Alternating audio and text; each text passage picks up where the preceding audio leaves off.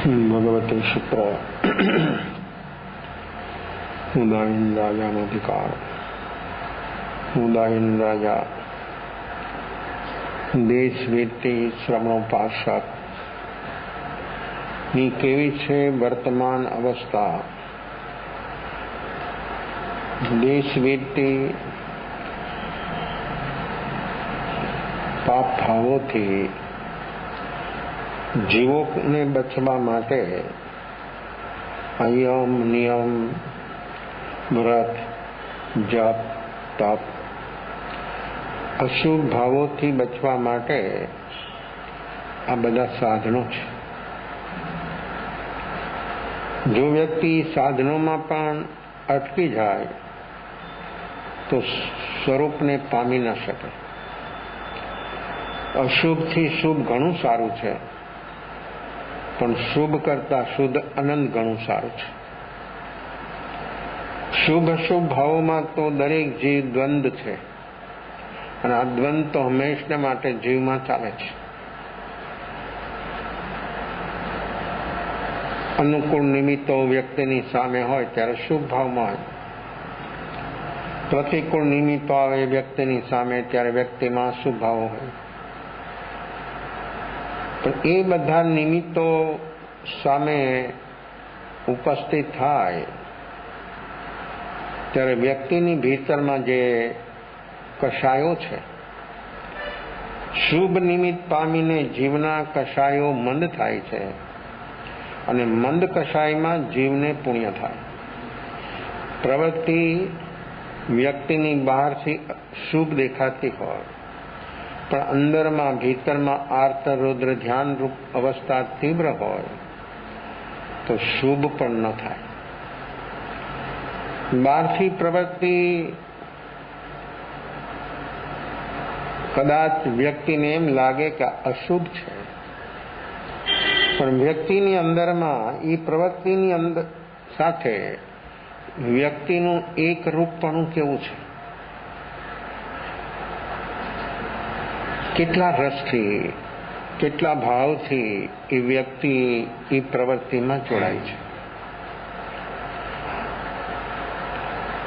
પ્રવૃત્તિ તો દિનચર્યાની પણ હોય, ઘરની પણ હોય, વ્યવહાર વ્યવસાયની પણ હોય।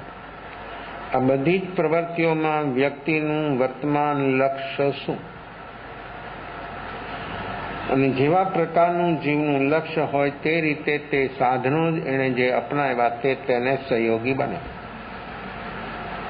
લક્ષ્ય ન હોય, રુચિ ન હોય તો એ સાધનો એને અનુષ્ઠાન અપનાવ્યા હોય, ધાર્મિક પણ એનું લક્ષ્ય અને રુચિ ન હોય, એની જાણકારી પણ બુદ્ધિના લેવલથી પણ ન હોય તો એ બધું વ્યક્તિને કદાચ શુભ થવું પણ કઠિન છે। જીવનભરનું શુભ ભાવ 100 સાલ જીવે કે 1000 સાલ જીવે કે પલ્યોપમ ને સાગરોપમ સુધીના આયુષ્ય પણ પ્રથમ આરાના જુગલિયા 4 પલ્યોપમનું આયુષ્ય, દેવોનું 33 સાગરોપમનું આયુષ્ય, નરકનું 33 સાગરોપમનું ઉત્કૃષ્ટ આયુષ્ય। આટલું સુદીર્ઘ આયુષ્ય વ્યક્તિ ભોગવે અને એ અંત સુધી વ્યક્તિની અંદરમાં શુભ ભાવ રહે, કન્ટિન્યુઅસ તો રહેવું, શુભ ભાવનું પણ કન્ટિન્યુઅસ રહેવું તકલીફ વાળું છે અને કઠિન લાગે છે। કદાચ ઇન કેસ કોઈનો શુભ ભાવ એટલા સમય સુધી ટકી ગયો, પણ શુદ્ધ, જો શુભ ભાવ એ બંધરૂપ અવસ્થા છે, શુભ અશુભ બંધ છે, શુભ પુણ્યરૂપ બંધ છે, અશુભ પાપરૂપ બંધ છે। બંધ હોય ત્યાં મુક્તિ ન હોય, ત્યારે શુદ્ધ જે છે એ મુક્તિ છે, એ વર્તમાન છે। શુદ્ધ જે છે એ વર્તમાનમાં સમસ્ત એની સ્થિતિ જેટલી છે, કેટલી શુદ્ધ ભાવની, પૂર્ણ શુદ્ધ ભાવની અવસ્થા, એની સ્થિતિ 8મા ગુણસ્થાનથી જીવની શરૂઆત થાય શ્રેણીની, તો એનો સમય છે અંતર્મુહૂર્ત, 2 ઘડી। એ બે ઘડી એવી શ્રેણી, એવી એની ક્યુ પરિણામની શુદ્ધ, કારણ કે ઉદય યોગ સંયોગથી એનો ઉપયોગ અલગ થઈ ગયો.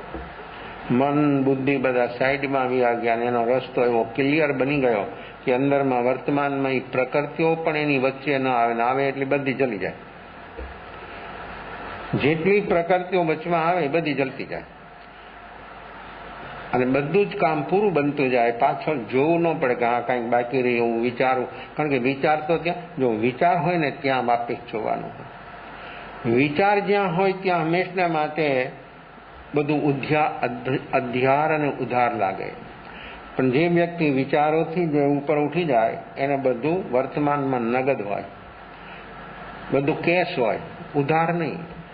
વર્તમાનમાં જીવે એને બધું કેશ, ને ભૂતભાવીમાં જીવે એને બધું ઉધાર. ભૂતભાવી એ ઉધાર છે ને ભૂતભાવી એ કર્મ છે, ને કર્મ એ બધો ઉધાર. આજે કરેલું કાલે કરેલું બીજા ભાવમાં, આ રીતે ઉધાર. જ્યારે શુદ્ધ ભાવ વ્યક્તિનો વર્તમાનમાં જ્યારે આવો ટકી જાય ત્યારે વ્યક્તિની પૂર્ણતા કેવી, એની અદ્ભુત અને અપૂર્વ બને એની પ્રણતિ, એના પરિણામ, શ્રેણી આરૂઢ થયેલો આત્મા અંતર્મૂર્તની અંદરમાં સમસ્ત ઘાતી કર્મ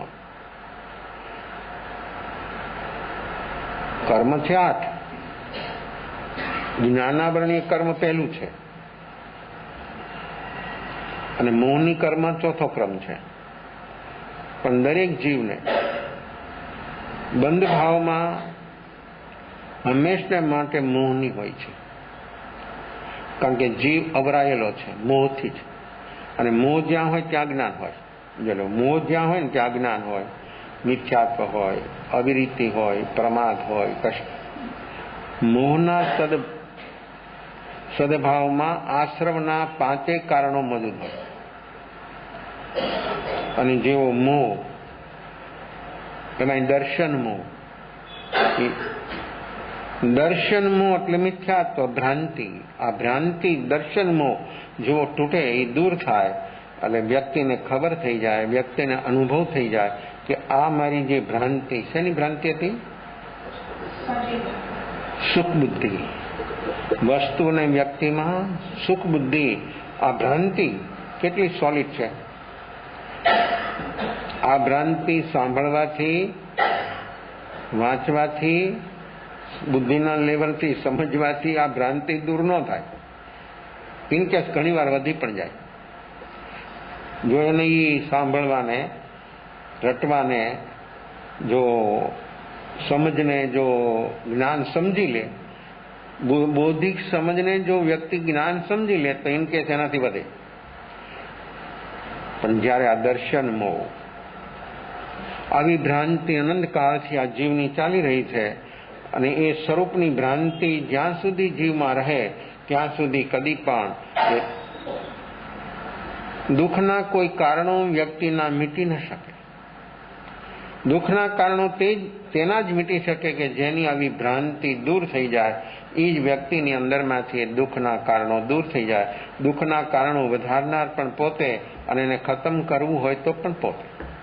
આવું જાગરણ સાક્ષી ભાવ વર્તમાનમાં જ્યારે વ્યક્તિ નિર્વિકલ્પ અવસ્થામાં ટકી જાય ત્યારે પહેલું દર્શન મોહ, મિથ્યાત્વ, ભ્રાંતિ ખતમ થઈ જાય. પછી જે અવસ્થાઓ એની સામે છે, બધી અનુકૂળ પ્રતિકૂળ જે કાંઈ છે એનો સ્વસ્વીકાર. પછી એમાં વિકલ્પો ન થાય. આમ કેમ થયું, આ ન થવું જોઈએ. અને આવી બધી જે વિકલ્પ રૂપ અવસ્થા બને ને, એ વ્યક્તિની ઘટના ઘટી ગયા પછી બને. ઘટના ઘટી હોય તો ત્યારે તો વ્યક્તિ એની સાથે એકરૂપ હોય. જે કાંઈ એની સામે નિમિત્ત ઉપસ્થિત થયું ત્યારે નિમિત્તની સાથે વ્યક્તિ કેટલી એકરૂપ બની જાય. એ એકરૂપપણું બેહોશીમાં જ હોય. જીવનું ઉદયયોગ સંયોગની સાથે એકરૂપપણું થવું એ બધું બેહોશીના સદભાવમાં છે. અને જીવો જીવને હોશ, જાગરણ, સાક્ષી ભાવ પ્રગટી ગયો, જેટલે અંશે એનું સાક્ષી ભાવ જાગરણ તે જ બનતું જાય. એટલું નથી બળવું નહીં. આ ન ભણાય એમ નહીં, એ ભળી શકે નહીં. કારણ કે પ્રકાશના સદભાવમાં અંધકાર શક્ય જ નથી. આવી શકે જ નહીં, રહી શકે જ નહીં. કોઈ પણ ઉપાય પ્રકાશના સદભાવમાં અંધકાર ન હોય.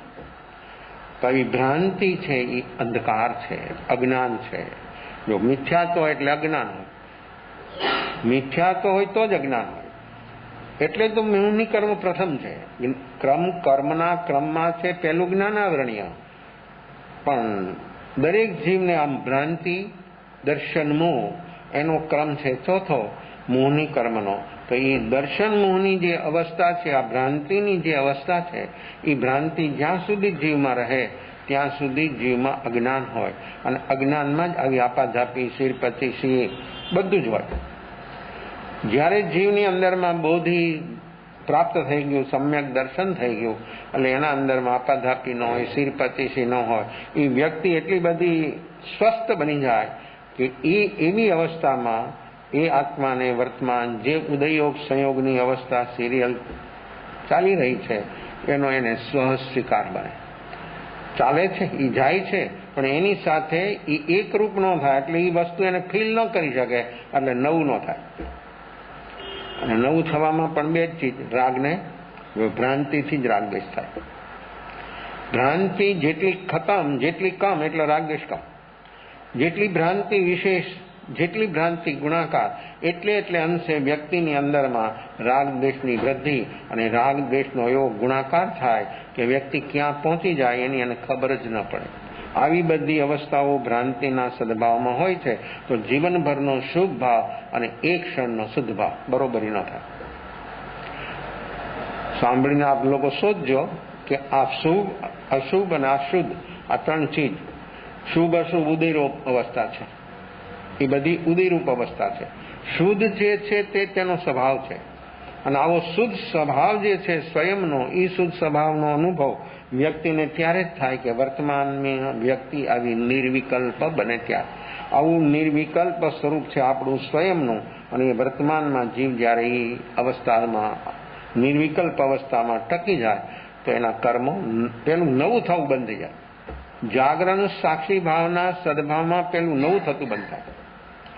આ સિલસિલો, આ કીવ કોઈ દી તૂટી જ નથી ક્યારેય, એક ક્ષણ માટે અનંતકાળમાં કે નવું ન થતું હોય. નવું સતત ચાલે છે. જેવું જાગરણ સાક્ષી ભાવ વ્યક્તિની અંદરમાં પ્રગટે એટલે નવું થતું બંધ થઈ જાય, અને પુરાણું જેટલું છે એટલું એક સાથે પછી જગન્ય મધ્યમ ને ઉત્કૃષ્ટ ભાવ હોય ત્યારે ઉત્કૃષ્ટ અંદરમાં રહેલા બધા કર્મની જે અવસ્થાઓ છે એક સાથે બધી ખતમ થવા માંડી જાય, અને એના સ્થિતિ ખતમ થઈ જાય એટલે બધા જલી જાય, અંદરમાં રાખ થઈ જાય. એટલે એની અંદરમાં કોઈ પછી એ કર્મ ફળરૂપ ન બને. જે વસ્તુ રાખરૂપ બની ગઈ પછી તે બંધન કરતા બનતી નથી. જ્યાં સુધી રાખ ન બને ત્યાં સુધી એ બંધન કરતા બને છે. એટલે એની અંદરમાં હજી કંઈક વક છે, એની અંદરમાં હજી કંઈક શક્તિ છે. જ્યારે રાખ થઈ જાય એટલે અંદરમાં કોઈ શક્તિ ન રહે. આવી વ્યક્તિની આ નિર્વિકલ્પ અવસ્થામાં સમસ્ત કર્મોની જે અવસ્થાઓ જીવની ચાલી રહી છે, બની રહી છે, એમાં વ્યક્તિ આવું જાગરણ વર્તમાનમાં જો એનામાં સતત બની રહે તો એ વ્યક્તિ જલ્દીમાં જલ્દી સ્વરૂપને પ્રાપ્ત કરવા માટે સદભાગી બની શકે. તો આવું સ્વરૂપ પ્રાપ્ત કરવાનો આપણને અવસર મળ્યો છે. તો જ્ઞાન વિનય, દર્શન વિનય, ચારિત્ર વિનય, આત્માના જે ગુણ છે એનો વિનય એ લોકોત્તર વિનય, અને આ વિનય એ લોકોત્તર અભ્યંતર તપ છે. વિનય અભ્યંતર તપ કેવું છે? આ અભ્યંતર તપનું કામ એ છે કે ભીતરમાં રહેલી જે કર્મરૂપ અવસ્થા છે એને ખતમ કરવાનું કામ અભ્યંતર તપનું. અને આવો અભ્યંતર તપ, આવો લોકોત્તર વિનય પંચ પરમેષ્ઠીની તરફ આપણો સ્તુતિ, ભક્તિ, વંદન, નમસ્કાર, જે જીવની અંદરમાં આવ્યા ભાવ, તો જો લક્ષ્ય હોય, રુચિ હોય ને પંચ પરમેષ્ઠીની સ્તુતિ કરે તો શરૂઆતમાં શુભ ભાવ હોય, એવો ભાવ આવે એની અંદરમાં એવો ઉત્કૃષ્ટ ભાવ આવી જાય. એ સ્તુતિ કરતા કરતા તો વ્યક્તિના શબ્દો છૂટી જાય. જ્યારે વ્યક્તિની અંદરમાં ઉત્કૃષ્ટ ભાવ આવે, નેગેટિવમાં પણ વ્યક્તિનો જ્યારે ઉત્કૃષ્ટ ભાવ હોય છે ત્યારે નિર્વિકલ્પ, પાપમાં પણ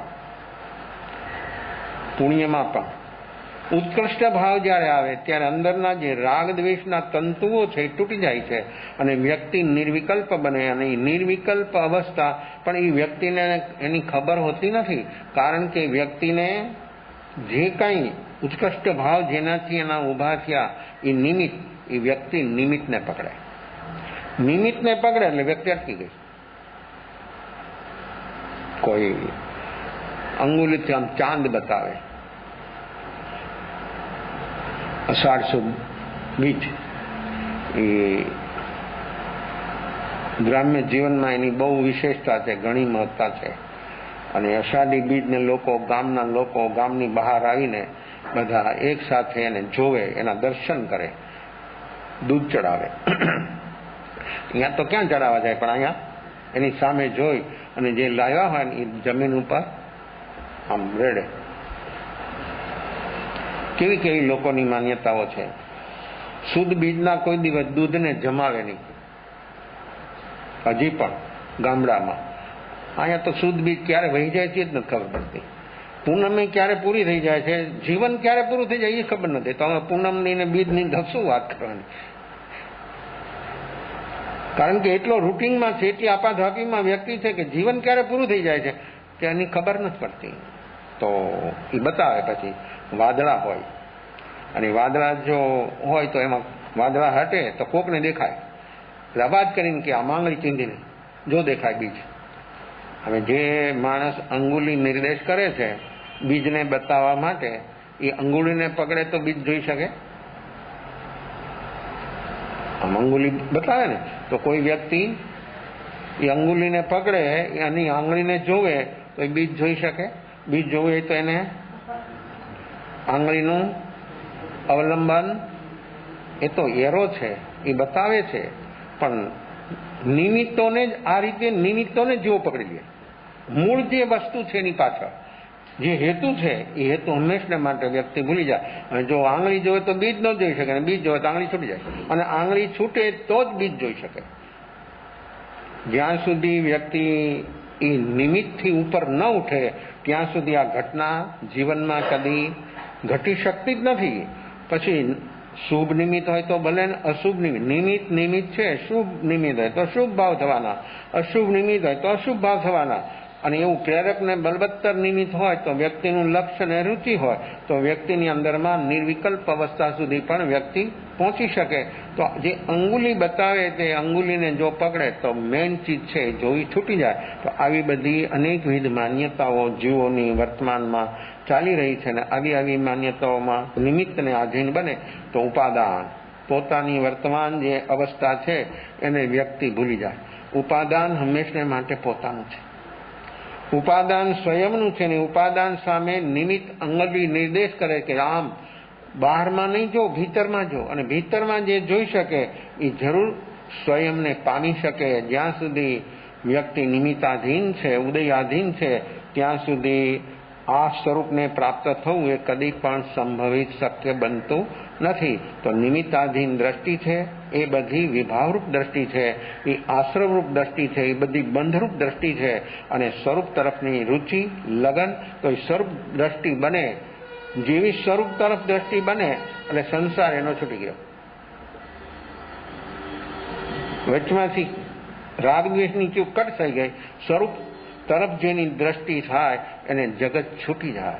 અને જેનું જગત તરફ દ્રષ્ટિ છે એને આત્મા છૂટી જાય. એને આત્મા કોઈ દી, પોતાનો આત્મા છે એને કોઈ દિવસ એની રુચિ, એની લગન ન થાય. એને લગન છે બહારની ઉદયયોગ સંયોગની, આ બધું આમ તેમ બધું ઇન્ફોર્મેશન, માહિતી જગતભરની ભેજામાં ભરે, પછી માણસને વિચાર ન આવે તો શું થાય?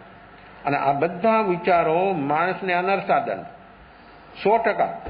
રાગદ્વેષનું ગુણાકાર, આ જ્યાં સુધી વ્યક્તિની આવી અવસ્થા ચાલે ત્યાં સુધી રાગદ્વેષનો ગુણાકાર જ થાય. એને કાંઈ જ લેવા નથી દેવા, છતાં વ્યક્તિની અંદરમાં આવી અવસ્થાઓ ચાલે. આમાં લોકોત્તર વિની ક્યાં આવે? તો આવી પંચ પરમેષ્ટિની ભક્તિ જેની અંદરમાં પ્રગટે, અને ઉત્કૃષ્ટી ભક્તિ જો એનામાં પ્રગટે તો એ વ્યક્તિના શબ્દો છૂટી જાય. એટલે ભક્તિ છે, પણ ભક્તિના પ્રકાર, બધામાં પ્રકાર આવવાના. અનુષ્ઠાન છે. એક સાથે 100 જણા સામાયિક લઈને બેઠા, કે 1000 કે લાખ, પણ બધાની સામાયિક અલગ, એક નહીં. પ્રતિજ્ઞા બધાની એક, શબ્દ રૂપે, પણ અંદરની પ્રણતિ દરેક વ્યક્તિની અલગ અલગ. એ પ્રણતિ તો એક ત્યારે જ થાય કે વ્યક્તિ જ્યારે પૂર્ણ શુદ્ધ નિર્વિકલ્પ અવસ્થામાં વ્યક્તિ જ્યારે ટકી જાય ત્યારે જ એ અવસ્થા સુધી વ્યક્તિ પહોંચી શકે. એ વગર એ વ્યક્તિની વર્તમાન અવસ્થા એવી કદી પણ બની શકતી નથી. તો આવી વર્તમાન અવસ્થામાં જો વ્યક્તિ જીવી શકે તો જરૂર એનું કાર્ય શક્ય, પોતાનું કાર્ય, નિજી કાર્ય જો મારે કરવું હોય તો મારે વર્તમાનમાં ટકવું જોઈએ અને વર્તમાનમાં જીવો. એટલે આ બધો ઉદયયોગ સંયોગ જ્યાં છે ત્યાં રહેવાનો. એનું જે કનેક્શન છે જો ઉદયયોગ સંયોગની વચ્ચે જ છે ચારેય ગતિના બધા જીવો. પણ એ જ્યારે ભીતરમાં આવું જાગરણ સાક્ષી ભાવ પ્રગટ્યું, એટલે જો ઉદય તો અંદરથી જ બહાર જાય છે ને, છતાં એને ન સ્પર્શે તો પછી બહારની ચીજ ક્યાંથી સ્પર્શે? ઉપયોગ જેવો વ્યક્તિમાં જાગરણ સાક્ષી ભાવ તે જ બન્યું. ઉપયોગ ઉદયથી અલગ થઈ તો અંદરની ચીજ મનને ન સ્પર્શે ને શરીરને ન સ્પર્શે ને કોઈને ન સ્પર્શે ને વહી જાય. એ ન સ્પર્શે ત્યાં સુધી નવો બંધ ન થાય. અને જેવું સ્પર્શવાનું શરૂ થયું એટલે નવું એટલા ફોર્સથી આવશે કે વ્યક્તિ એને પછી સંભાળી નહીં શકે અને એ પોતે મૂર્છિત થઈ જશે. આવી છે જીવની અંદરમાં મૂર્છિત અવસ્થાઓના આ હંમેશના માટે સતત આપણી અવસ્થા ઉદયયોગ સંયોગની બધી ચાલી રહી છે. આવો ઉત્કૃષ્ટ ભાવ વ્યક્તિને જ્યારે આવે પંચ પરમેષ્ઠી પ્રત્યે આવી ભક્તિ, ત્યારે ભક્તિ પરાભક્તિ બની જાય, શબ્દ છૂટી જાય અને વ્યક્તિ અંદરમાં ડૂબી જાય. આવી ભક્તિ પણ વ્યક્તિને નિર્વિકલ્પ થવામાં સાધનરૂપ બને. એટલે ભક્તિ પણ સાધન છે, ધ્યાન પણ સાધન છે, યોગ પણ સાધન છે, ક્રિયા પણ સાધન છે, જ્ઞાન પણ સાધન છે. આ બધા સાધનો છે, પણ સાધનની ઘણી ઘણી વિવિધતા. એ વિવિધતા વ્યક્તિને આધીન છે. જે ચશ્મા પણ બધાના નંબર હરખા હોય? કોઈના ચશ્મા કોઈને ફિટ થાય? કેમ? નંબર તો બહારનો ભલે ગોલ્ડન કલર હોય ને ગમે એવો હોય ને ગમે, પણ એનાથી કાંઈ જોવાનું છે એનાથી ગ્લાસથી એ નંબર કેટલા છે એના. તો આ દ્રષ્ટિ, જે વિવિધ પ્રકારની દ્રષ્ટિ જે વ્યક્તિની વર્તમાનમાં વર્તે છે અને બધાને અલગ અલગ ભાષે છે, અલગ અલગ દેખાય છે, અલગ અલગ વ્યક્તિના અંદરમાં વ્યક્તિ એક હોય, પણ દરેક જોનારના, સાંભળનારના વિચારો અલગ, બધું અલગ અલગ એટલા માટે છે કે વ્યક્તિના વર્તમાનમાં જાગરણ સાક્ષી ભાવ નહીં હોવાથી બેહોશીના સદભાવમાં વ્યક્તિ માન્યતા પ્રમાણે સાંભળે તો એ કોઈ દિવસ એનો ઉદ્ધાર થાય નહીં.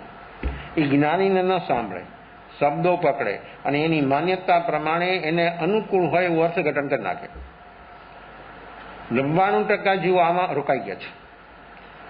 વસ્તુ એક જ હોય પણ અર્થઘટન વ્યક્તિનું વર્તમાનમાં પોતાની જે માન્યતા હોય તે રીતે એનું કરે.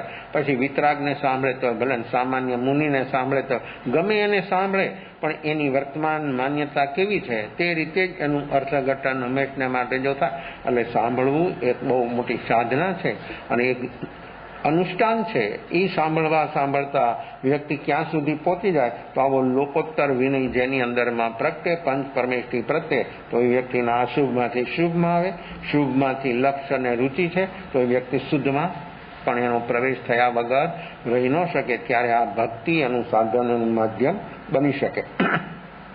આવો લોકોત્તર વિનય કોને હોય અને કોને ન હોય?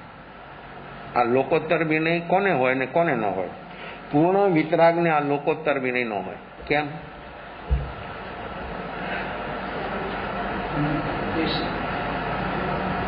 પૂર્ણ વિતરાગને આ લોકોત્તર વિનય ન હોય.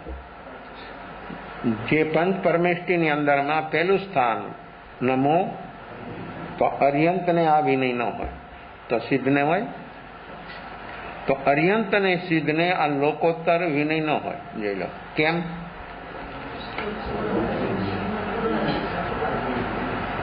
બંધનના કારણો પૂર્ણ રીતે ખતમ. મિથ્યા, ધવરાત, પ્રમાદ, કષાય, યોગ બધું જ ખતમ. જો 13મું ગુણસ્થાન છે સહયોગી છે, યોગ સહિત છે, છતાં એને કહેવાય અયોગી. ઇન્દ્રિયો છે છતાં એને કહેવાય ઇન્દ્રિયાતીત.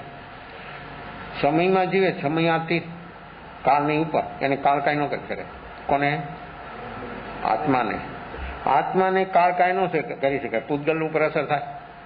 તો જો શરીરનો બુઢાપો આવે છે ને, જન્મ, બચપન, યુવાની ને બુઢાપો, એ કોનો પૂતગલનો. આ પૂતગલ છે.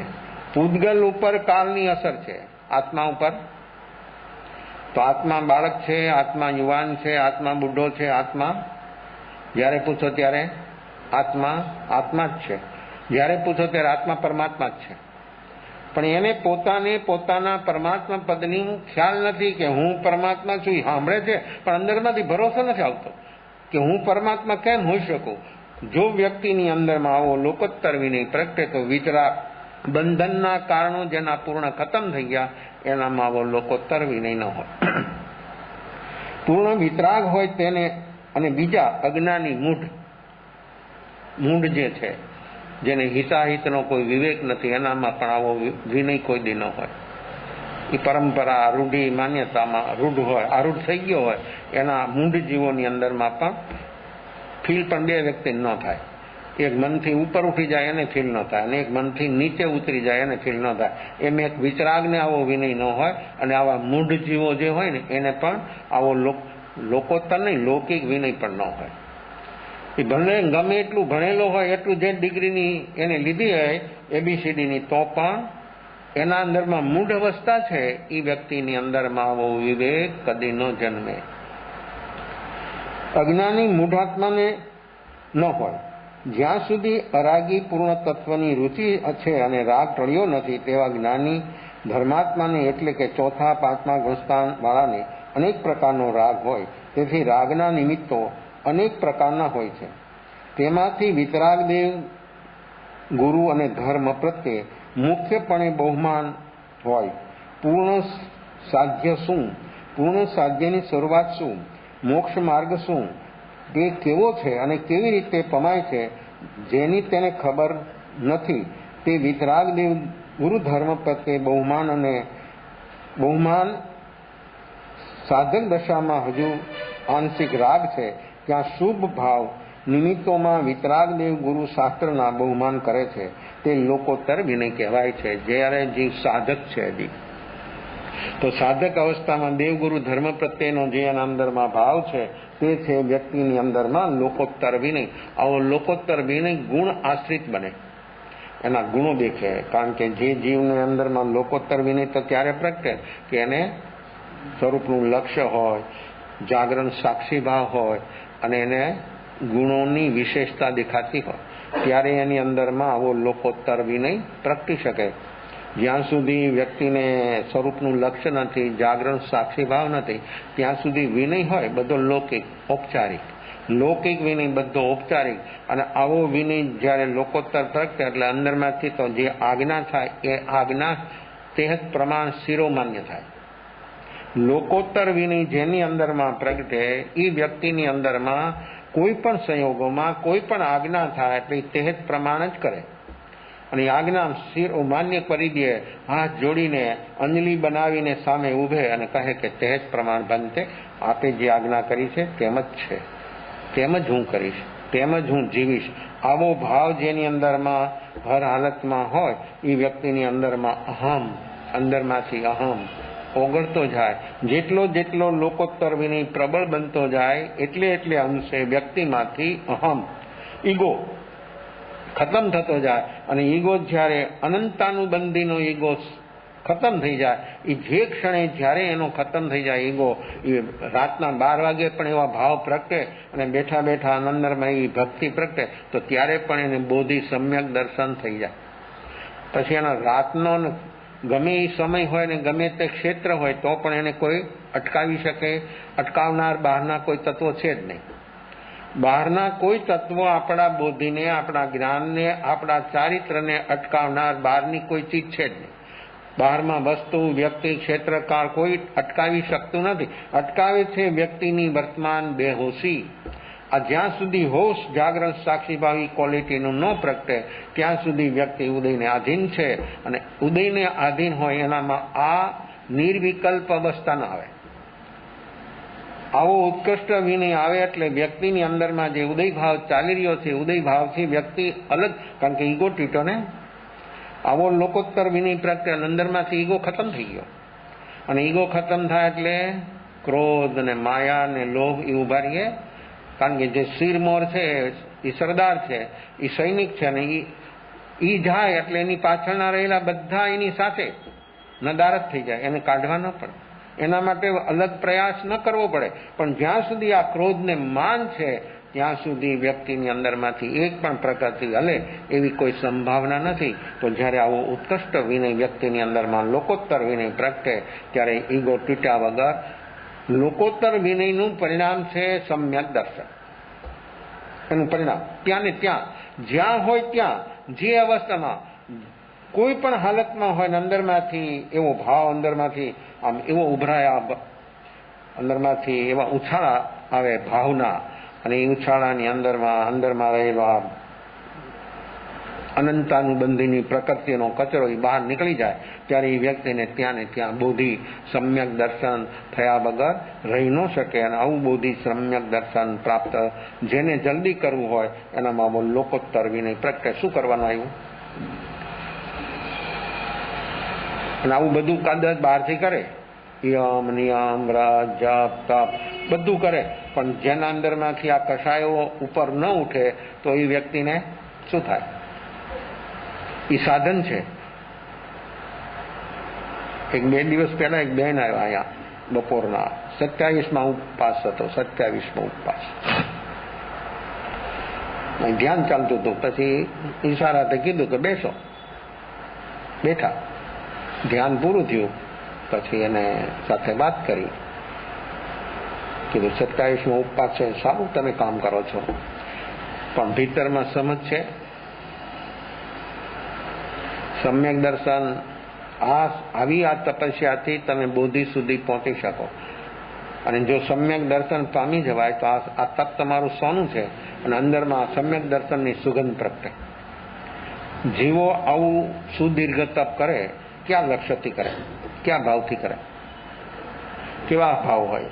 પછી એક એકાસન કરે, એક નૌકારસી પણ તપ છે.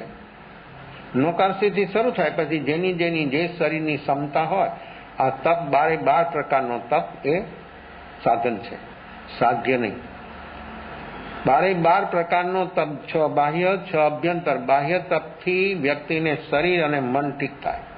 અભ્યંતર તપથી સીધી ડાયરેક્ટ પ્રકૃતિઓ જે છે, આ લોકોત્તર વિનય એ તપ છે અભ્યંતર. અને એનાથી શું કામ થાય? ઈગો. હવે બાહ્ય તપ હોય ને અભ્યંતર તપ ન હોય તો એ તપથી ઈગો વધે. સ્વરૂપનું લક્ષ્ય નથી, જાગરણ સાક્ષી ભાવ નથી, તો 100% ઈગો વધે, 99% નહીં. અને એ ઈગો વધે તો એનું તપ એ શું થઈ જાય? તપ શું થાય? તપનું અજીરણ છે. શું? તપનું અજીરણ ક્રોધ, માહિતી જ્ઞાનનું અજીરણ ઈગો, ક્રિયાનું અજીરણ નિંદા. હું બહુ ક્રિયાવાન છું, હું ચોથારાનો નમૂનો છું એમ બોલે, અને બીજાની નિંદા કરે, સમજવાનું કે આત્માને ક્રિયાનું અજીરણ થઈ ગયું છે. અને આવું બહુ જોવા મળે. ભોજનનું અજીરણ તો બધાને ખબર છે. ક્યાંય ફંક્શનમાં ગયા હોય અને એને એની પસંદગીની એવી વાનગી હોય તો પછી બધું ગૌણ બની જાય. જો સંજ્ઞા મુખ્ય બની જાય. આહાર સંજ્ઞા એટલી મુખ્ય બને ને એટલી બળવાન બને કે પછી એના શરીરની ક્ષમતાની ઓર લટકાઈ જાય. માણસો બોલે ને કે અન્ન પારકું છે પેટ, પણ જયારે સંજ્ઞા આરૂઢ થઈ જાય અંદર પેટે પારકું થઈ જાય. અને પછી ઓરલોટ માણસ જમી લે પછી શું થાય? શું બને? જો આ બેહોશીમાં વ્યક્તિ જે જમે છે, આહાર સંજ્ઞાનો ગુણાકાર થાય, શરીરના લગાવનો ગુણાકાર થાય, એમાં મોહની કર્મની જ મેન પ્રકૃતિઓનો ગુણાકાર થાય. આપણી સમસ્ત દિનચર્યામાં જાગરણ સાક્ષી ભાવનો તો મોહની કર્મની એટલે દર્શન મોહ અને રાગ દ્વેષ આ બે ની વૃદ્ધિ જ થાય, ગુણાકાર જ થાય આપણી સમગ્ર દિનચર્યામાં. અને એની સાથે અજ્ઞાન વધે. આમ જેમ દર્શન મોહ અને ચારિત્ર મોહ વૃદ્ધિ થતી જાય એમ અજ્ઞાન વધે. એવી જડતા આવે કે એને કોઈ સમજાવે ઉપરથી, પરમાત્મા એમ સમજાવે તો એમ કહી દે કે ના તમારી વાત ખોટી છે, હું સમજુ છું સાથે. આટલી બધી જડતા જીવોમાં જોવા મળે. તમે કીધું જો સમ્યક દર્શન તમારે પ્રાપ્ત થઈ જાય તો આ તપ તમારું કેટલું અદભુત ને અપૂર્વ બની જાય. ભલે તમે તપ કરો છો, સારી વાત છે, આવા ભાવથી ઘણી તમને સાતા વર્તે છે, પણ સ્વરૂપ લક્ષ્ય કે મારો આત્મા અનારક છે, આ બધી સંજ્ઞાઓથી મારે ઉપર ઉઠવાનું છે. તો ક્રોધ પણ સંજ્ઞા છે. જો સ્વરૂપનું લક્ષ્ય ન હોય તો ક્રોધથી તપ થાય, તો ક્રોધ તપનું અજીર્ણ થઈ ગયું. ક્રોધ આવે જ. લક્ષ્ય નથી, જાગરણ સાક્ષી ભાવ નથી, તો તપ નાનું કરે કે મોટું કરે, ઈગો આવે. અને ઈ આવે એટલે કેટલી ભ્રાંતિ હોય ત્યારે ઈ બને. જુઓ, જે સાધનથી ઈ પ્રકૃતિથી ઉપર ઉઠવાનું છે, એને બદલે ઈ સાધનથી ઈ પ્રકૃતિનો, તો અહીં શું સાધન થયું? સૌ સાધન, આ સાધનો શું કામ કર્યું? મનથી, વાણીથી ને શરીરથી, આ ત્રણેય સાધન. અને એના દ્વારા જે કાંઈ થાય એ પણ સાધન. મનથી થાય, વાણીથી થાય ને શરીરથી થાય એ સાધન, અને એ જે કાંઈ કરે છે એનાથી એ પણ સાધન. સાધ્યનું લક્ષ્ય હોય, સ્વરૂપનું લક્ષ્ય હોય, અંદરમાં આવું જાગરણ સાક્ષી ભાવ હોય વ્યક્તિમાં, તો એ વ્યક્તિનું વર્તમાનમાં કામ થયા વગર રહી ન શકે. અને બાએ સાંભળ્યું, આ વાત સાંભળી, અને થોડુંક એને એમ પણ લાગ્યું કે આ સમ્યક દર્શન શું ચીજ છે? વળી આ સમ્યક દર્શન શું ચીજ છે? કે સમ્યક દર્શન હોય તો સમ્યક તપ કહેવાય. આ ચીજ શું? અને આવી વ્યક્તિને આવી અનુષ્ઠાન કરે અને જો અંદરમાં એ સાંભળ્યું પછી જો એની રુચિ અંદરમાં એવી તેજ બની જાય તો એ વ્યક્તિ પામી પણ જાય. પણ એની રુચિ થવી જોઈએ. એ રુચિ વગર આ કાર્ય થાય એવી કોઈ સંભાવનાઓ નથી. તો જે જીવોને જે ક્ષેત્રમાં જ્યાં રુચિ પ્રબળ બને ત્યાંનું આ કાર્ય શક્ય સંભવિત બની શકે. તો આવો લોકોત્તર વિનય, આ ભક્તિ, એ બધા સાધનો છે. એ સાધનોના માધ્યમ દ્વારા વ્યક્તિની અંદરમાં ઈગાથી જે વ્યક્તિ ઉપર ઉઠી શકે એને આવું સમ્યક દર્શન, અનુભૂતિ, સાક્ષાત્કાર જે આપણે કહીએ તે એને થયા વગર આ ચટાન છે, ઈગોની ચટાન છે. ને કોઈ પણ નિમિત્ત પામીને આ પ્રકૃતિનું જો સંવર્ધન થતું હોય ત્યાં સુધી કોઈ પણ હોય, બહારનો લેબાસ કોઈ પણ હોય, તો પણ નામ ગમે તે હોય, તો પણ જ્યાં સુધી આ જાગરણ સાક્ષી ભાવ ન પ્રગટે ત્યાં સુધી વ્યક્તિની અંદરમાંથી આ પ્રકૃતિથી વ્યક્તિ બહાર આવી શકતી નથી. લોકોત્તર વિનય, જેને રજકણના પણ રાગ એક અંશ માત્ર આવો જીવની અંદરમાં જ્યારે ઉત્કૃષ્ટ વિનય, લોકોત્તર વિનય જ્યારે પ્રગટે ત્યારે ભીતરની અંદરમાં જે અવસ્થાઓ બહારની ઉદયોગ સંયોગની છે એ અંદરમાંથી પ્રકૃતિનો લગાવ છૂટે અને બહારમાંથી પહેલા આનો લગાવ છૂટી જાય, પછી આનો. જેવી પ્રકૃતિથી વ્યક્તિ ઉદયોગ સંયોગથી જેવી ઉપયોગ એનો અલગ થયો એટલે પેલો લગાવ આનો છૂટે, અને આનો લગાવ છૂટે એટલે બહારનો બધો. ત્રણ લગાવ વિશેષ છે: શરીર, સંપત્તિ અને સંતતિ. પહેલો નંબર લગાવવાનો. અને આ લગાવથી વ્યક્તિની એટલી મૂર્છિત અવસ્થા બને છે, એટલી બેહોશી વધે છે આના લગાવથી કે જેની કોઈ સીમા જ નથી. એટલે આના લગાવથી વ્યક્તિ ઓલા બેને પકડી રાખે છે. જ્યારે આનો લગાવ છૂટે ત્યારે એ બે વસ્તુ હોય કે ન હોય એને કોઈ વિશેષતા જ નથી. એની જે વર્તમાન અવસ્થા છે એનો એને સહ સ્વીકાર બની જાય. પણ જો આનો લગાવ હોય તો બે વસ્તુ એવી પકડી રાખે કે એ ચાલી ન જાય. પણ એ તો કોઈ દિવસ શક્ય બનતું જ નથી. વ્યક્તિ ચાલી જાય અને વસ્તુ અહીંયા જે એને બધું એકઠું કર્યું હોય જીવનભર, મૃત્યુ છે કેવું છે, એક ક્ષણમાં 100 વર્ષ સુધી માણસે દિવસ રાત સંચય કર્યો હોય, બધું ભેગું કર્યું હોય, મૃત્યુ એક ક્ષણમાં બધું પડાવી લે. એક જ ક્ષણ લાગે, બીજી ક્ષણ જ નથી. ઘરમાં કોઈ હોય ને આમ જરાક બહાર ગયા ને અહીંયા શ્વાસોશ્વાસ બંધ થઈ જાય, એટલે હમણાં જ હું ગઈ ને, પણ તું જા એટલે કઈ ઉભા રહીએ, અને તું પાસે હોય તો ન જાય. તારી ગમે તે અવસ્થા હોય, પણ અહીંયા તો જેવું આયુષ્ય અંદરમાંથી કટ થઈ ગયું એટલે કોઈ પણ અવસ્થા હોય ને કોઈ પણ વ્યક્તિ હોય, કોઈ કાંઈ કરી શકે નહીં, કાંઈ બની શકે નહીં. તો આવી એક ક્ષણની અંદરમાં મૃત્યુ બધું જ પડાવી લે. ત્યારે એને દુઃખ જે છે ને, મૃત્યુ વખતે દુઃખ, એક તો શરીરમાંથી આત્મા જે જાય છે એનું દુઃખ છે, બીજું એને જીવનભર જે ભેગું કર્યું છે એનો જે લગાવ છે એ કયો લગાવ છે? અનંતાનુબંધીનો. અનંતાનુબંધીનો ક્રોધ, માન, માયા અને લોભ એ સંજ્ઞા પણ છે, એ ભીતરનો પરિગ્રહ પણ છે, અને ચારે ચાર કસાય પણ છે. કસાય પણ છે, અભ્યંતર પરિગ્રહ પણ છે, અને એ ચારે સંજ્ઞા પણ છે. કેટલી બધી જગ્યાએ અનંતાનુબંધીની પહોંચ છે અને ક્યાં ક્યાં કઈ કઈ રીતે જીવને પકડી રાખે છે. અને પકડાય છે કેમ? બેહોશ. પકડાવાનું મેઇન કારણ દરેક જીવને દરેક ક્ષેત્રમાં મેઇન કારણ છે બેહોશી. હોશ જો હોય તો જરૂર આવો વિવેક પ્રગટે, આવો વિનય પ્રગટે અને વ્યક્તિ એ જે અવસ્થા છે એનો સોચે કે જ્ઞાનીઓ કહે છે કે આ બધું અનિત્ય છે, ક્ષણભંગુર છે, મને અનિત્ય કેમ નથી લાગતો, મને કેમ અનિત્ય નથી દેખાતું? એ એવો વિચાર કરે નહીં. વિચાર કરતા કરતા એના એવા શુભ ભાવ બને, એવા શુભ ભાવ બને તો એ વ્યક્તિ કેટલો બધો હળવાપણાનો અનુભવ કરે.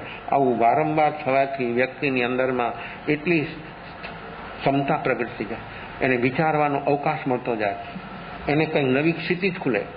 જ્યાં સુધી વ્યક્તિ સ્વરૂપ વિશેનો વિચાર પણ નથી, એના વિશે વ્યક્તિ કાંઈ પણ ગહેરાઈથી કોઈ દિવસ સોચી પણ શકી નથી, એ વ્યક્તિનું કોઈ દિવસ સ્વરૂપનું લક્ષ્ય બને, આવું જાગરણ સાક્ષી ભાવ બને એવી કોઈ સંભાવના કદી હોતી નથી. તો જે જીવો સ્વરૂપ વિશેનો, આત્મા વિશેનો, તો એને દુઃખ એ છે બે. એક તો અહીંથી જવું પડે છે, અહીં બધું સેટિંગ થઈ ગયું છે.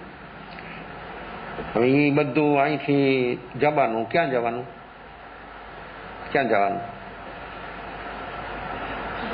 લગાવો, આપણી બુદ્ધિ લગાવો. મન છે ને, તર્કો બધે કુતર્કો કરો છો ને, અહીંયા લગાવો તર્કો. ક્યાં જવાનું? અહીંથી ક્યાં જવાનું, ક્યારે જવાનું, કયા ક્ષેત્રમાં જવાનું, કઈ ક્ષણે જવાનું, કઈ અવસ્થામાં જવાનું? આ 6 પ્રશ્નો છે આપણા. એમાંથી એકેયનું આપણને ખબર નથી. આપણે કેટલા હોશિયાર અહીંયા બેઠેલા છે એટલા નહીં, આખા આ મદ્રાસની આબાદી 1 કરોડની કે જે હોય છે એ બધા કોઈને પૂછી લ્યો કે અહીંથી ક્યાં જવાનું, ક્યાં જવાનું? ફરવા જવાનું? યુરોપ, અમેરિકા, ક્યાં જવાનું? અહીંથી ક્યાં જવાનું? આપણે ક્યાંથી આવ્યા અને અહીંથી ક્યાં જવાનું એ કંઈ ખબર નહીં. ક્યારે જવાનું ખબર નહીં. કોઈ પણ હાલતમાં, કોઈ પણ સંયોગમાં ગમે ત્યાં હોય તો આયુષ્ય એક ક્ષણની અંદરમાં તૂટી જાય. એક જ ક્ષણ લાગે. પાસે બેઠેલો માણસ હાથમાં હાથ લઈને બેઠો હોય, ગમી વાતો કરતો હોય ને, એ ટકાવે તો શું થાય? એકદમ બરોબર જ હોય બધું જ, પણ એ ટકાવતાની સાથે ચીખ નીકળી જાય ને વાણી બધી બંધ થઈ જાય અને આત્મા અંદરમાંથી રવાના થઈ જાય, એને ખબર ન પડે. તો એક તો મૃત્યુનું દુઃખ અને એક બીજું જીવનભર જે એને ભેગું કર્યું છે એનો એટલો લગાવ છે, એટલો લગાવ છે, મૂર્છા, એટલી મૂર્છા છે, એ છોડીને એને હવે જવું પડે છે. આ બે ચીજ એટલી બધી એને પરેશાન બનાવે છે. એટલે તો આ લગાવથી જ્યાં સુધી લગાવ છે ત્યાં સુધી જીવની સદગતિ થવી પણ કઠિન છે. અને લગાવ જો છૂટે તો વ્યક્તિની સદગતિ થયા. સદગતિ એટલે સારો જન્મ. સદગતિ એટલે મુક્તિ નહીં સમજતા. સદગતિ એટલે સારો જન્મ મળે. સારો જન્મ એટલે કયો? મનુષ્ય કદાચ થાય ને કદાચ દેવલોક, બસ આ બે.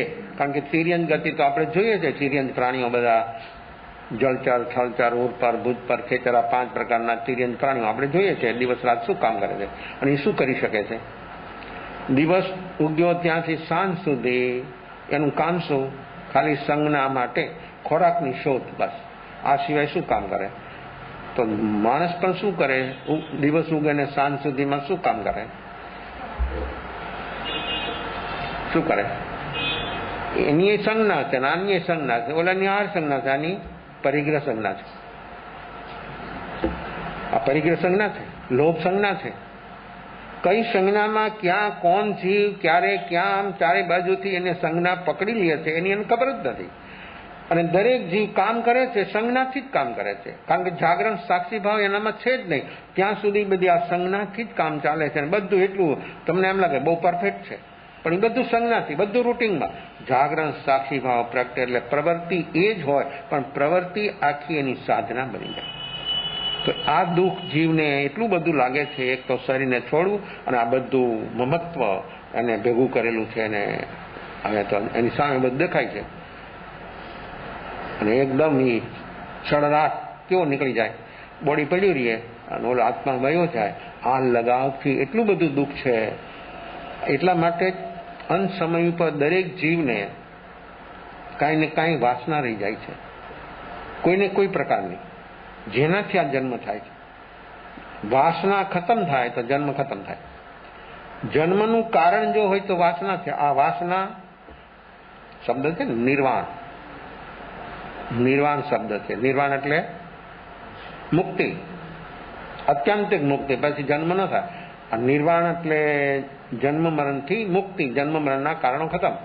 તો વાણ એટલે વાસના, અને ની ઉપસર્ગ લાગ્યો એટલે નિર્વાણ બની ગયું. જોઈ લો, આ એક શબ્દ વાણ એટલે વાસના અને ની ઉપસર્ગ લાગ્યો એટલે નિર્વાણ શબ્દ. કેટલો ફેરફાર! શબ્દ ફેર, અર્થ ફેર, ભાવ ફેર, કેટલો ફેર થઈ ગયો. વાણ એટલે વાસના અને નિર્વાણ એટલે મુક્તિ. તો શેની મુક્તિ? આ વાસનાની મુક્તિ થાય તો એનું નિર્વાણ થાય. અને જ્યાં સુધી વાસના છે ત્યાં જન્મ છે 100%. કોઈ પણ પ્રકારની વાસના હોય ત્યાં સુધી જીવનો જન્મ થવાનો. તો આવી બધી કેટલી વાસનાઓ છે, કેટલી બધી અંદરમાં ઈચ્છાઓ, અપેક્ષાઓ, માગ કેટલી બધી જીવની અંદરમાં ભરી છે. આ બધી જે જીવ છે એ બધું એના જન્મ મરણના કારણરૂપ છે.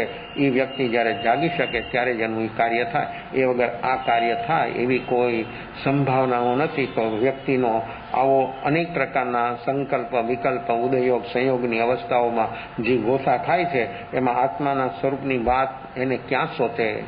આવો લગાવ, આટલી આ મૂર્છિત અવસ્થા, આટલી બેહોશી, એમાં સંજ્ઞાનો જ ગુણાકાર થતો હોય. ત્યાં આત્મા દર્શન, આત્માની વાત અને આ વસ્તુ ભલે રહી પણ એ વસ્તુ ઉપયોગી છે, પણ એનો લગાવ આપણે છોડી શકીએ છીએ. આ શરીર સાધન છે અને સાધન પણ ત્યારે જ બનશે મુક્તિનું કે જેનો લગાવ છૂટે. તો જે વ્યક્તિનો લગાવ આનો છૂટે તો લગાવ છે તો શરીર રહેવાનું છે, અને લગાવ છૂટે તો પણ શરીર રહેવાનું. લગાવ છૂટે તો શરીર ખતમ નથી થવાનું, વ્યવસ્થિત થવાનું, વ્યવસ્થિત બનવાનું.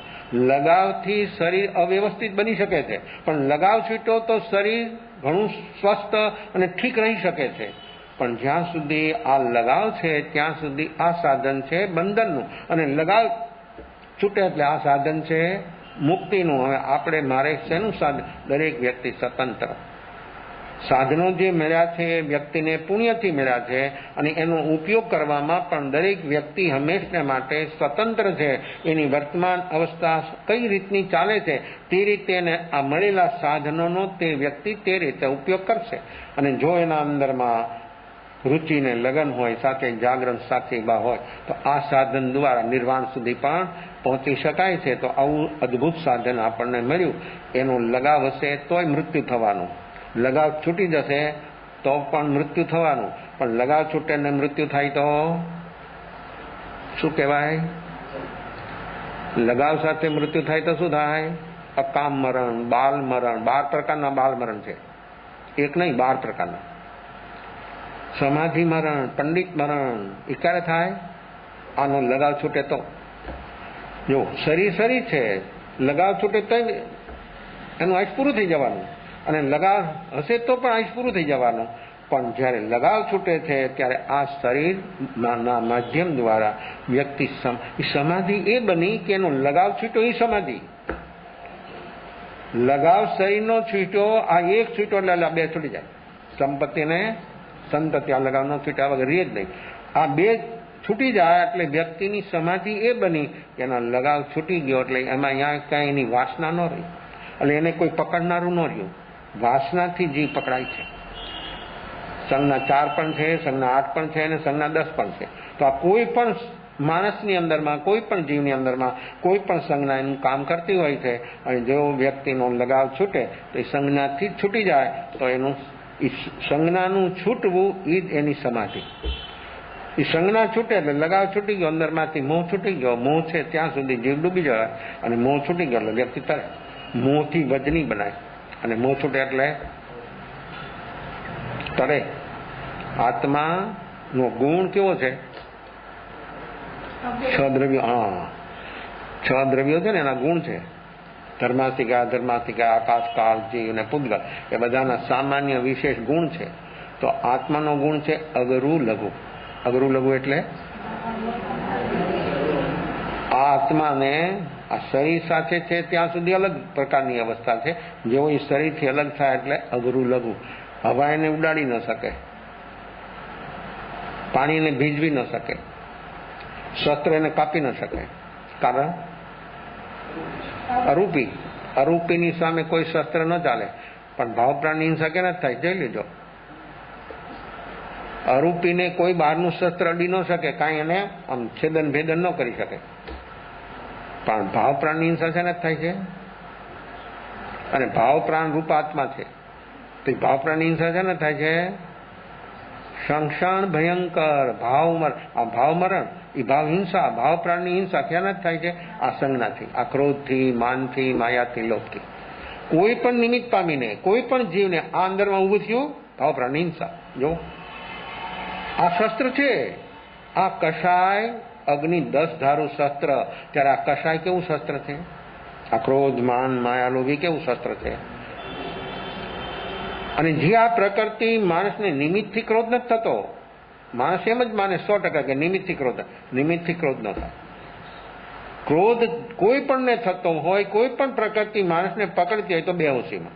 હોશ હોય તો ક્રોધનું નિમિત્ત હોય ત્યારે ક્રોધ બહાર ના આવે, ક્ષમા બહાર આવે. એ ક્રોધ કરતો હોય ને એને ગળે લગાવી દે. એ ગમે એવું બોલતો હોય ને એને ભેટે. આજે કોઈ વ્યક્તિની સામે એના વિરોધમાં બોલતો હોય આવેશમાં, અને એ વ્યક્તિને ગળે લગાવી દે તો એનો માણસનું શું થાય? શું થાય એનું? સામે વ્યક્તિનું શું થાય? એનો ક્રોધ રીએ? કેમ ન રીએ? શું થયું? અને આ સામો માણસ એને જવાબ દેતો તો શું થાય? ઓલો માણસ બોલે નહીં, કદાચ આ સુધી ન પહોંચે એટલી એની કદાચ ક્ષમા ન હોય, એટલું એનું તૈયારી ન હોય તો ગળે કદાચ ન લગાવે, પણ એને કાંઈ બોલે જ નહીં તો પણ ઓલો માણસ ક્યાં સુધી બોલી શકે? મૌન. અંદર ભલે ફીલ થતું હોય પણ એવું મૌન ધારણ કરી લે માણસ. કે ને મોઢાને તાળું મારે જ કોઈ? મૌનની પ્રતિજ્ઞા કરીને તો એ મોઢું ક્યારે ખુલી જાય ને ખબર ન પડે. આવી છે વર્તમાનમાં બેહોશીની અવસ્થા. ને આવી બેહોશી જ્યાં સુધી હોય ત્યાં સુધી શું થાય? રામકૃષ્ણ કૃષ્ણસેન પંડિત, બંગાળનો બહુ પ્રખ્યાત જબરજસ્ત પંડિત, કે એની સામે કોઈ ચર્ચામાં કોઈ પણ મતપંથની વ્યક્તિ આવે તો ટકી ન શકે, આટલી એની વિદ્વતા. અને કોઈ એને કહ્યું, ઘણાની પાસે જતા બધાને હરાવી દે. રામકૃષ્ણ એ પાસે જાય છે, સવારનો સમય છે, 5-7 માણસો બેઠા છે. રામકૃષ્ણ કોઈ લેક્ચર નથી આપ્યું. કોઈ પ્રશ્ન પૂછે અને જવાબ દેવો હોય તો દે, નહીતર હશે. રમણની પણ એ અવસ્થા હતી. રમણ મહર્ષિ તિરુનામલાય, એને કોઈ પ્રશ્ન પૂછે તો જવાબ દેવો હોય તો દે, નહીતર હશે. બસ એ આવે છે કૃષ્ણસેન પંડિત. એવી વિદ્વતા છે એની. આમ સંસ્કૃતમાં જ વાત કરે. આવે છે ને 2-4 માણસો બેઠા છે, એની સાથે વાત ચાલે છે. એટલે રામકૃષ્ણ હેતુપૂર્વક એને સામું ન જોયું. એટલે શું થાય? શું બને? આગંતુક વ્યક્તિની સામે વ્યક્તિ ન જુએ તો એ સામી વ્યક્તિનું શું થાય? શું ટકરાય? જોઈ લો.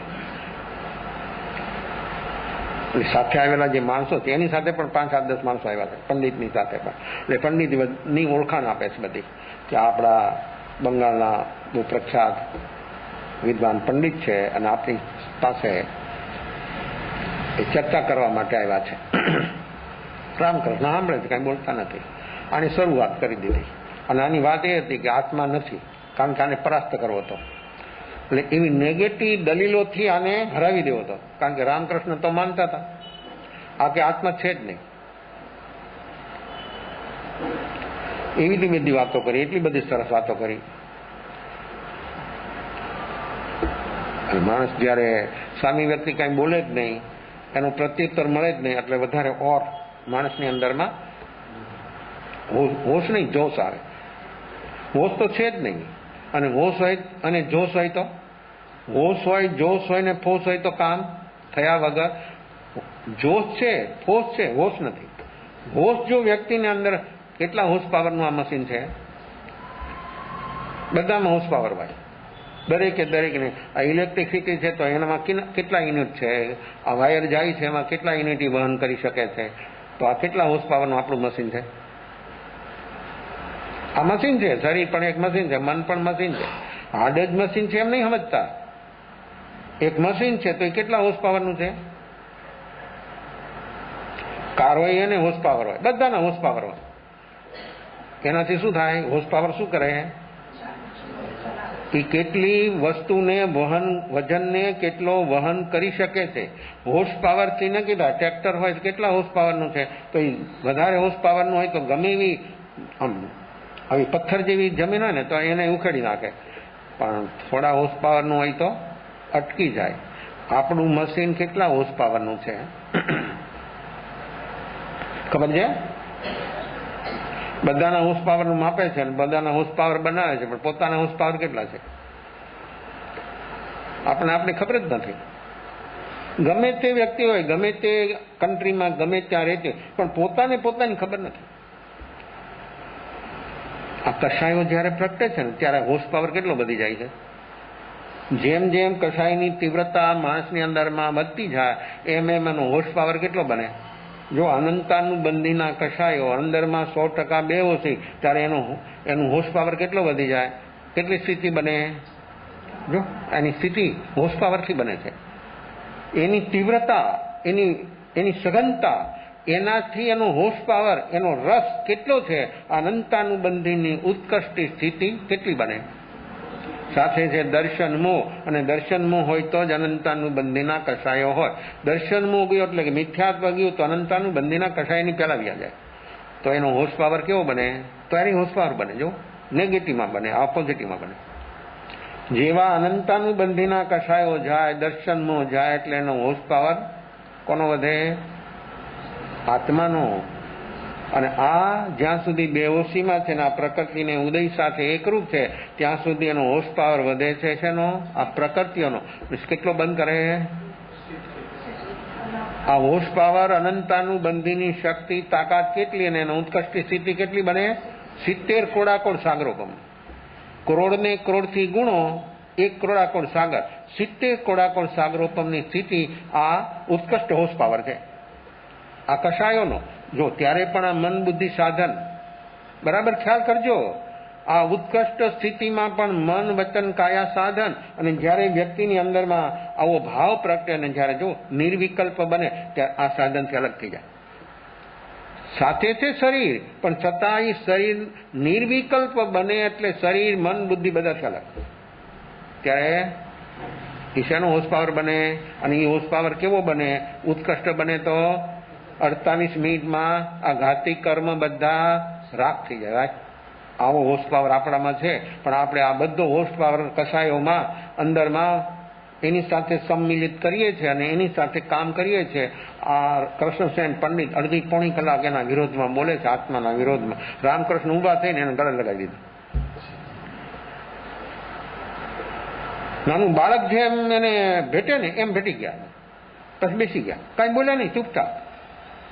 આ વ્યક્તિને ઓર એટલો બધો જુસ્સો આવ્યો, જો હોર્સ પાવર વધવા માંડ્યો એનો. બોલે છે, ઓર બોલ્યા 1 અડધી પોણી કલાક. વળી પાછા ઉભા થઈ અને વળી પાછા ગળે લગાવી દીધા.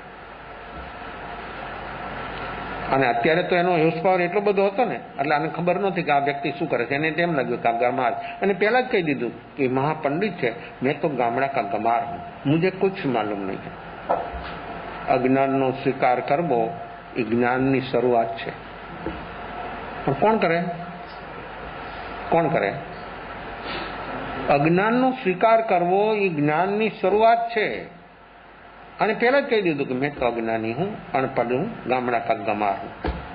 આટલી વાત પ્રથમ કહેવા છતાં આ પંડિત, કારણ કે પંડિત ન સમજે, પંડિત તો ચક્કરમાં જ રહે બીજાને ચક્કરમાં નાખે. પંડિતોનું કામ જ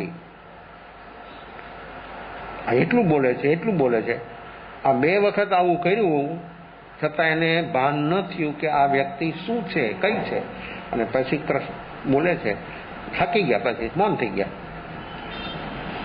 પછી કે આત્માની સિદ્ધિ હું શું કરી શકું તમારી સામે? તમે તો મહાન પંડિત છો. કે અત્યાર સુધી બોલ્યું કોણ? કે આત્મા વગર કોણ બોલ્યું? કે તમે આટલું બધું 1.5-2 કલાકથી તમે કન્ટિન્યુઅસ બોલો છો, કોણ બોલ્યું? એ જ આત્મા છે એમ સિદ્ધિ બતાવે છે. આત્માની સિદ્ધિ કરવી જ ક્યાં? કે આ 1.5-2 કલાક બોલે છે અને આ એક જ શબ્દની અંદરમાં એનો બધાનો ઉત્તર આપી દીધો. પંડિત અવાક થઈ ગયા, પણ ત્યારે તો ન ઝૂકી શક્યા. ઝૂકે માણસ ઝૂકતો છે. પછી જાય છે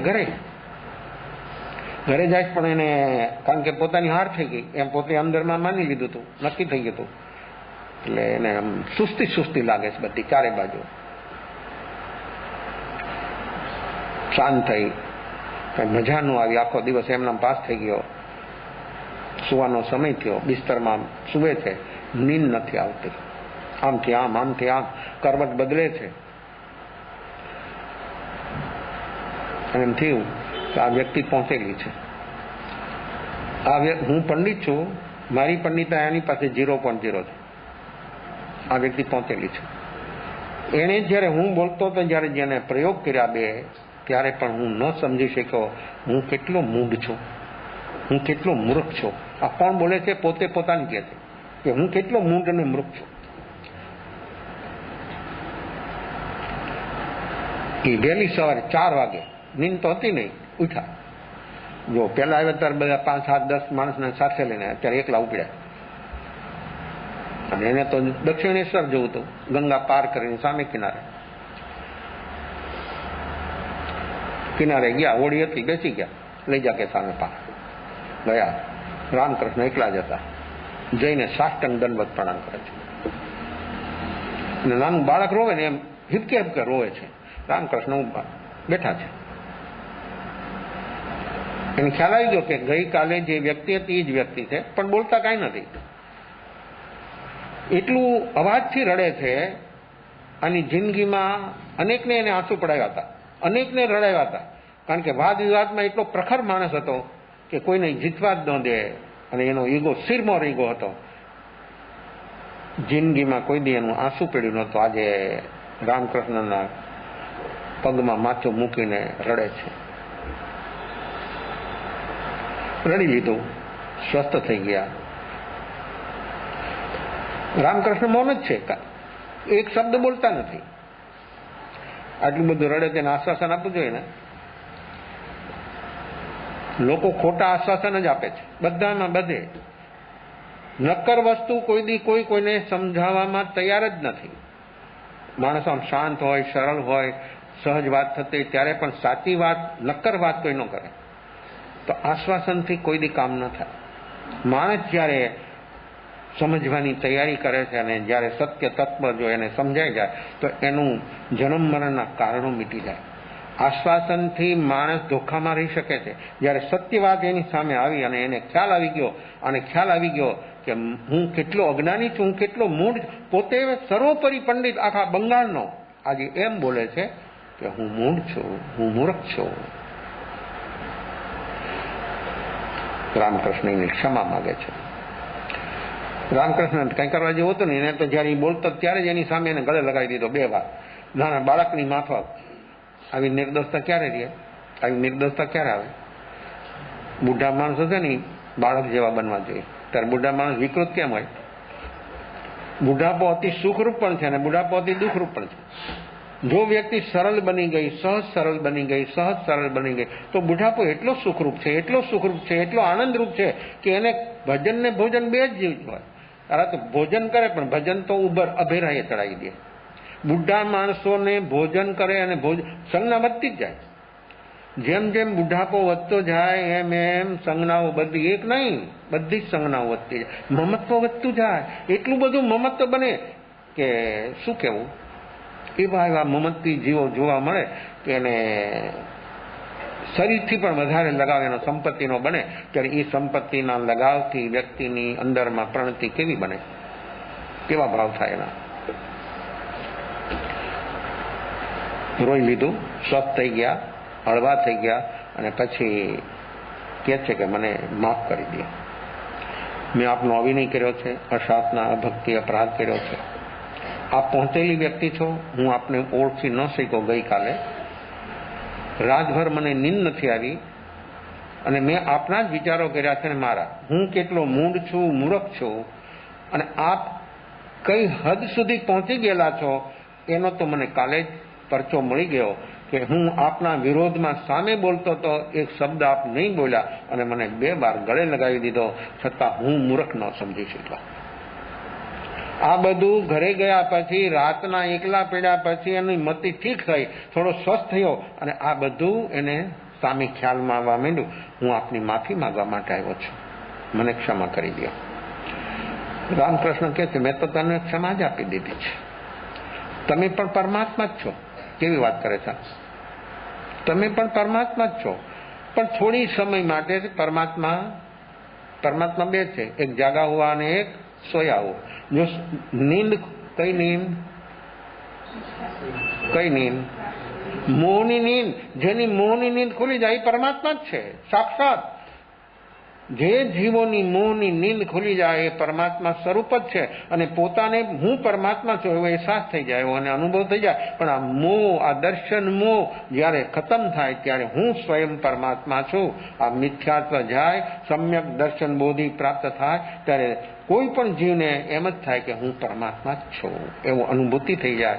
આ મોહ, દર્શન મોહની નીંદમાંથી જ્યાં સુધી વ્યક્તિ બહાર ન આવે ત્યાં સુધી હું પરમાત્મા છું એમ સંભળાશે, માનશે, અનુભવ નહીં થાય. અનુભવ કરવો હોય તો દર્શન મોહથી જે જીવો ઉપર ઉઠ્યા એનું કલ્યાણ થયું છે અને આપણે પણ વર્તમાનમાં આપણું કલ્યાણ કરવું હોય તો કરી શકીએ છીએ, શક્ય છે, સંભવિત છે. આપણને કોઈ રૂકાવટ નથી. માત્ર આપણી રુચિ, લગન અને બેહોશી જેટલી દૂર થાય એટલે અંશે વ્યક્તિ જરૂર અંદરમાંથી આ દર્શન મોહ, એની ભ્રાંતિ દૂર થશે અને વસ્તુ સ્થિતિ જે છે એકવાર એ એવી અવસ્થા સુધી દર્શન મોહની ભ્રાંતિથી બહાર આવી જશે, એવો હોશ પ્રગટશે ત્યારે જરૂર એને જ્યાં હશે ત્યાં એ હું પરમાત્મા છું એવો એને અનુભવ થશે. આ અનુભવ કરવા માટે આજે ગાંધી જયંતિ છે ને, 2 ઓક્ટોબર. ગાંધી કોણ હતા? રાષ્ટ્રપતિ. જો એને રાષ્ટ્રપતિની પદવી આપી પણ એને રાષ્ટ્રપતિ સ્વીકાર્યું નહોતું. હું રાષ્ટ્રપતિને યોગ્ય છું જ નહીં, હું રાષ્ટ્રપતિને યોગ્ય નથી. લોકો કહેતા હતા એ વખતના નહેરુ ને સરદાર ને બધા જે હતા એમની સાથેના, એ કે આ રાષ્ટ્રપતિ, કે હું રાષ્ટ્રપતિ નથી. કેવો ભાવ એનો રહ્યો. તો આ બહારના હિન્દુસ્તાન બ્રિટિશરોની નીચે 300 વર્ષથી હતા. 300 વર્ષ બ્રિટિશરોએ આપણી ઉપર રાજ્ય કર્યું.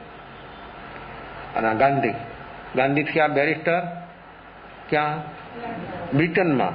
અને અહીંયાથી અહીંયા આવ્યા અને અહીંયા આવ્યા પછી એને ચળવળ તો ડર્બનમાં શરૂ કરી દીધી હતી, આફ્રિકામાં. કેમ બની આ ચળવળ? એ ફર્સ્ટ ક્લાસના ડબ્બામાં જતા હતા રેલવેમાં, બાજુમાં ગોરો બેઠો હતો. ગોરો કે આને હેઠો ઉતારો, કે મારી પાસે તો ફર્સ્ટ ક્લાસની ટિકિટ છે, તારી પાસે છે, મારી પાસે ટિકિટ છે. હજી પણ રંગભેદ છે. તમે એમ નહીં માનતા કે સુધરી ગયા છે. પશ્ચિમના કોઈ દેશો સુધર્યા જ નથી. એ તો આપણે પ્રેસ કરવા જ માંગે છે હજી પણ, અને આપણે પ્રેસમાં જ છીએ હજી. એને એક સ્ટેશન આવે છે, ગાડી ઊભી રખાવી, નહોતી ઊભી રહેતી તો એ ગોરાએ ઊભી રખાવી અને આમને ઉતારી દીધા ગાંધીને. ત્યારથી નક્કી થઈ ગયું કે આ આટલી શિરજોરી કરે છે. ટિકિટ એને લીધી છે, મેં લીધી છે. આ ગાડી એના બાપની છે, આ ટ્રેન એની છે, તો મને હેઠ નીચે ઉતારી દે. આ એક ઘટનાથી એના અંદરમાં આપણું હિન્દુસ્તાન આટલું પરાધીન પરતંત્ર છે, તો એના માટે મારે કાંઈક કરવું જોઈએ. આ હિન્દુસ્તાન પરતંત્ર છે પણ આપણો આત્મા પરતંત્ર છે એવી કોઈ દી ખબર થઈ? જો જેને ખબર થાય ને એ જ બહાર આવે. હિન્દુસ્તાનના કેટલી પબ્લિક હતી ત્યારે પણ વસ્તી હતી, એ એક જગ્યાએ ભેગા થઈને મેકોટર કરે તો આ બ્રિટિશરો તણાઈ જાય એમાં. તો પણ અહીંના માણસો હજી પણ કેવી અવસ્થામાં છે, કેવી અવસ્થામાં જીવે છે એને ખબર જ નથી. આવ્યા ઇન્ડિયા પછી ડર્બનથી અને પછી ચલાવી ચળવળ, અને એવી ચળવળ ઊભી કરીને પછી એમની સાથે એક પછી એક બધા માણસો એમને મળતા ગયા. સરદાર વલ્લભભાઈ પણ બ્રિટનમાં બેરિસ્ટર થયેલા, એમના મોટા ભાઈ વિઠ્ઠલભાઈ એ પણ બેરિસ્ટર ત્યાં થયેલા. જો ભણ્યા અહીંયા, એને ખબર થઈ કે આ આપણા ઉપર રાજ્ય કરે એ કેમ ચાલે. આપણા પર કોણ રાજ્ય કરે છે? આપણા પર કોણ રાજ્ય કરે છે ખબર છે? આ ક્રોધ, માન, માયા અને લોભ આપણા પર રાજ્ય કરે છે. દરેક જીવ પરાધીન છે, પરતંત્ર છે. બહારથી સ્વાધીન સ્વતંત્ર દેખાય છે નામ માત્રથી, પણ દરેક જીવ પરાધીન પરતંત્ર છે. તો આ ગાંધીએ કેવું કામ કર્યું? પોરબંદરમાં જન્મ થયો અને એની બાલ્ય અવસ્થા વીતી અને ત્યાંથી એ ભણવા જતા હતા વિલાયત. ત્યારે એની માં લઈ ગયા એક મુનિની પાસે. એ સમય અને આ તો વૈષ્ણવ, તો કે વિલાયત જાય એ અભડાઈ જાય, વિલાયત ન જાય, દરિયા પાર જાય એટલે અભડાઈ જાય. તેને મુનિ પાસે લઈ જાય છે. ચતુર્ભુજ કરીને એક મુનિ હતા ત્યાં પોરબંદર બંદરમાં. એમની પાસે જઈને કહે છે કે આને પ્રતિજ્ઞા આપો, માંસાહાર નહીં કરવાનો, મદિરા નહીં પીવાનું, પરસ્ત્રી ગમન નહીં કરવાનું. આ 3 પ્રકારની પ્રતિજ્ઞા એને આપો ને લે અને પાળે તો અહીંથી જવાની અમારી રજા છે, નહીતર નહીં. કેમ? આ 3 પ્રતિજ્ઞા જો પાળે તો જાય, નહીતર નહીં. લીધી પ્રતિજ્ઞા. મુંબઈના બારામાંથી બેઠા સ્ટીમરમાં જેને આ બધી સામે આવી પ્રતિજ્ઞા, નોનવેજ સામે આવી, ન ખવાય છે. મેં પ્રતિજ્ઞા લીધી છે, મારે ન ખવાય. 10-15 દિવસે 20 દિવસે એ પહોંચ્યા વિલાય. ત્યાં જઈને બધી વ્યવસ્થા ને અવસ્થા બધી જોઈ, મિત્રો નાન તેન બધું, પણ આને કોઈ દિવસ નોનવેજ મોઢામાં ન મૂક્યું. આ 3 પ્રતિજ્ઞા જે એને લીધી બરાબર નભાવી. અને એના જીવન ચરિત્ર તમે વાંચજો તો એમાં લખ્યું છે, લખ્યું પણ છે કે આ 3 પ્રતિજ્ઞા મેં જૈન મુનિ પાસે લીધી અને મેં બરાબર પાળી છે. અને એને પાળી એટલે જ કે હું હિન્દુ રહ્યો, નહીતર હું હિન્દુ ન રહે, હું ક્રિશ્ચન થઈ જાય. આવ્યા ભણીને આય વિલાયતથી બેરિસ્ટર થઈ અને મુંબઈ ઉતર્યા. અને મુંબઈ ઉતર્યા પછી શ્રીમદ રાજચંદ્ર 16 વર્ષની ઉંમર હતી એની, 15 કે 16 વર્ષની ઉંમર, અને 108 શતાવધા હાઈકોર્ટના જજના પ્રમુખપણા નીચે એ અવધાન જે હોલમાં ચાલતા હતા ત્યાં આગળ બેઠા જોવા માટે. અવધાન કેવા છે? અવધાન ચાલે એટલે શું થાય? સ્ટેજ ઉપર 4-5 જણા હોય, પાને રમતા હોય, તાશ ખેલતા હોય. એક માણસ એમના વાંસામાં આમ ટકોરા મારતો હોય આંગળીથી, એક માણસ ઘંટ બજાવતો હોય. સભામાંથી ઉઠે અને પ્રશ્ન પૂછે, એની 5, 7, 10 ભાષા નક્કી કરી હોય. કોઈ અડધો શ્લોક બનાવે, કોઈ પ્રશ્ન, એક માણસ લખતો હોય ઉભો જે પ્રશ્ન આવે ક્રમ લખે અને એનો પ્રશ્ન લખે. અને બધા પૂરા થઈ જાય પછી જે માણસ હોય લખતો હોય એ ઉભો થઈ અને કે 51માં પ્રશ્નનો શું જવાબ છે? ખાલી ફિગર બોલે, 51માં પ્રશ્નનો શું જવાબ છે?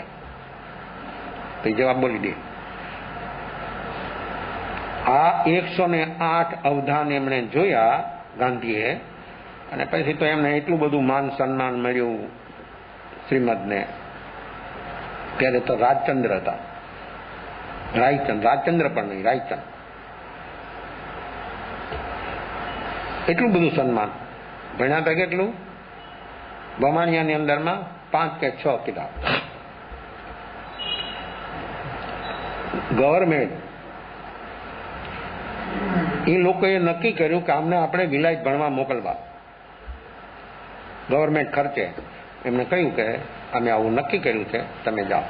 તો કે મને જરૂર નથી, મારે ભણવા નથી જવું. ગાંધીએ સોચ્યું કે આ નમૂછ્યો છોકરો, હું વિલાયતથી બેરિસ્ટર થઈને આવ્યો, પણ આની પાસે તો હું કાંઈ નથી. આ પહેલી અસર ગાંધી ઉપર આ અવધાન જોઈને થઈ.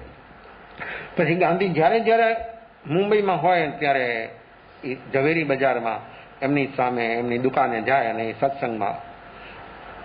ગાંધી દરમન હતા ત્યારે એમનો પત્ર વ્યવહાર થયો છે. અને જો ગાંધીને આ શ્રીમદનો પત્ર ન ગયા હોત ને એ પત્ર વ્યવહાર ન થયો તો 100% ગાંધી ક્રિશ્ચન થઈ જવાના હતા. અને ગાંધી ઉપર રસ્કિન, ટોલ્સ્ટોય અને શ્રીમદ, આ 3ની અસર એટલી બધી ગહરી હતી. એમાં વિશેષ પ્રકારે એમ જે અહિંસા અને સત્ય જે અપનાવ્યું શ્રીમદના ઉપદેશથી, અને અહિંસા અને સત્ય આ 2 સૂત્રો દ્વારા એને આખું હિન્દુસ્તાનને હલાવી નાખ્યું. અને એના અનેકવિધ માણસો, ભાઈઓ બહેનો એમને સહયોગ મળ્યો અને બધાના સહયોગથી એમને આપણા ઇન્ડિયાને સ્વતંત્ર બનાવ્યું. બહારથી વ્યવહારથી બ્રિટિશની સલ્તનને ઉઠાવી મૂકી વગર લડાઈએ. તો અહિંસા અને સત્ય, પોરબંદર જાવ તો જોજો એમનું સ્મારક બનાવ્યું છે. બેના કસ્તુરબાના અને ગાંધીના બે મોટા મોટા ફૂલ સાઈઝના એમના ફોટા મૂક્યા, નીચે લખ્યા બે સૂત્રો, અહિંસા સત્ય, સત્ય અહિંસા. પણ એ તો હવે દિવાલ ઉપર રહી ગયા, બેનર ઉપર રહી ગયા. જીવનમાં અહિંસા અને સત્ય શું થયું? સત્ય અને અહિંસાનું શું થયું? ખૂન થઈ ગયું. સ્વરાજ મળી ગયું પણ યોગ્યતા નથી લોકોને. સ્વરાજ્યને આત્માને જુઓ, આ સમ્યક દર્શન ક્યારે થાય? એની પાત્રતા બને ત્યારે. પાત્રતા હોય તો સ્વતંત્રતા પચાવી શકાય. સ્વતંત્રતા તેને જ પચે કે જે પાત્ર બને ને. આત્માની સ્વતંત્રતા, સમ્યક દર્શન પહેલા એની ભૂમિકા, એનું ગ્રાઉન્ડ આ માર્ગાનુસારી બને. અને માર્ગાનુસારી જે બને એ જીવ આગળ ચાલે અને એને જરૂર સમ્યક દર્શન બોધિ પ્રાપ્ત થાય તો જરૂર એને પચે. અને એ સમ્યક દર્શન વ્યક્તિને મુક્તિ નિર્વાણ સુધી લઈ જાય. આ સમ્યક દર્શન ઉપશમ ક્ષયોપશમમાંથી ક્ષાયિક રૂપ અવસ્થા સુધી જીવ પહોંચી જાય. તો આવી અનેકવિધ ઘટનાઓ, તો આ ગાંધી જયંતિ લોકો તો મનાવશે અનેક પ્રકારે, પણ એમને જે સ્વતંત્ર હિન્દુસ્તાનને બનાવ્યું, પણ એ આત્મા તો પોતે પરાધીન. હિન્દુસ્તાનને સ્વતંત્ર બનાવ્યું પણ આત્મા તો પ્રકૃતિઓથી પરાધીન. દરેક આત્મા પ્રકૃતિથી પરાધીન છે. પ્રકૃતિથી ઉઠે ઉપર ત્યારે સાચી સ્વતંત્રતા અને સાચી સ્વાધીનતા જીવને પ્રાપ્ત થાય. બધા બંધનના કારણો ખતમ થઈ જાય. તો આપણે પણ આવું બંધનના કારણોથી મુક્ત થવા માટે આવો પ્રયાસ કરીએ. વિશેષ ભાવે અવસર. કેદારી મંગલં મંગલં સ્વામિમંગલં મંગલં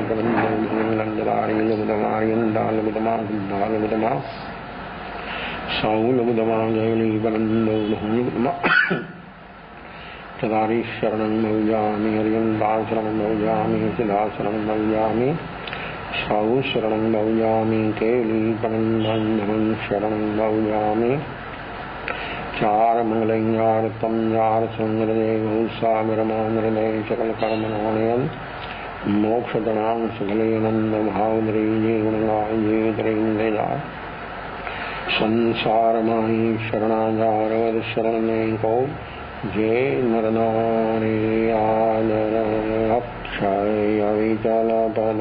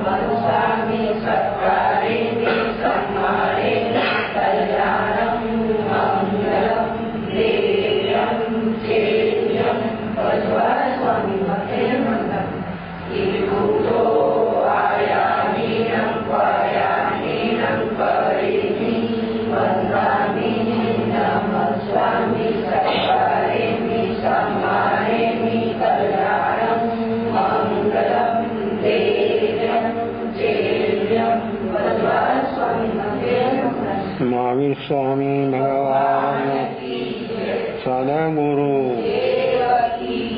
ચતુર્વેદ